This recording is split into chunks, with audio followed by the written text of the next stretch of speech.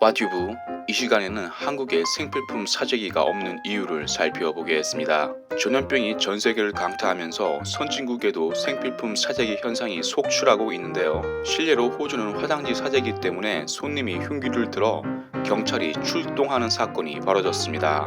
홍콩에도 무장강도가 나타나 화장지를 훔쳐 도망가는 사건이 발생했습니다. 유럽에서 전염병 사태로 가장 큰 피해를 보고 있는 G7 국가 이탈리아도 생필품 사재기 때문에 오후에 가면 생필품 진열대가 텅 비어 있어 생필품을 살 수 없습니다. 이렇게 선진국에도 생필품 사재기를 하는 가운데 중국과 가깝고 많은 피해가 있는 한국에는 생필품 사재기 현상이 없어 외국에서도 주목하고 있습니다. 그렇다면 전염병 사망자가 100명이 넘어가는 한국이 생필품 사재기가 없는 이유가 무엇일까요? 첫 번째는 기업체 자유와 시장 적응력입니다.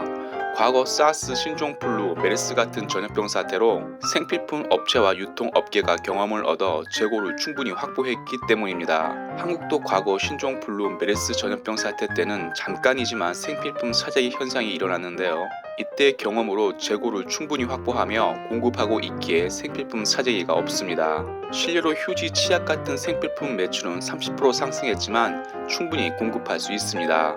즉, 경험이 축적된 시장에 맡기는 것이 가장 빨리 물건을 확보하는 것이지 생필품이 돼버린 마스크처럼 정부가 주도하며 배급받는 상황에 놓이게 됩니다. 생필품 사재기 없는 두 번째 이유는 세계 최고 온라인 택배 시스템 때문입니다. 한국 온라인 택배 시스템은 전 세계가 부러워하는 시스템으로 빠른 경우는 아침에 주문한 것이 오후에 오는 경우도 있어 국민들이 마켓에서 대량으로 구매하는 경우가 줄어들었습니다. 여기에 대형마트도 자체 배송 시스템이 있어 언제든지 생필품을 받아볼 수 있게 하여 사재기가 없습니다.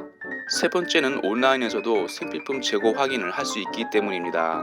한국 온라인 플랫폼 업체는 소비자가 판매자 재고를 실시간으로 볼 수 있도록 하고 있기에 한국 소비자는 넉넉한 재고를 보고 사재기를 하지 않습니다.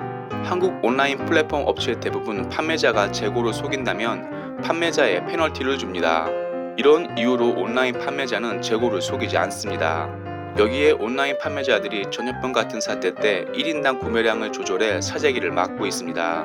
실례로 생필품이 돼버린 마스크도 1인당 구매량을 판매자 스스로 조절하고 있습니다. 마지막은 성숙한 시민의식입니다. 전염병 사망자가 100명이 넘어가고 있지만 한국 사람은 비상사태 때 사재기하는 사람을 보면 판매자뿐 아니라 주위 사람도 눈치를 줘 사재기하는 사람이 거의 없습니다. 전염병 같은 사태 때 혼자만 살겠다고 생필품 사재기를 하면 다른 사람 위생을 나쁘게 하는 결과를 낳게 됩니다. 생필품 사재기는 결국 전염병을 더욱더 창궐하게 하여 더 많은 피해가 돌아온다는 것을 선진국 국민들도 잘 모르는 것 같습니다. 마튜브 마치겠습니다. 유익했다면 구독, 좋아요, 알람 설정 부탁합니다.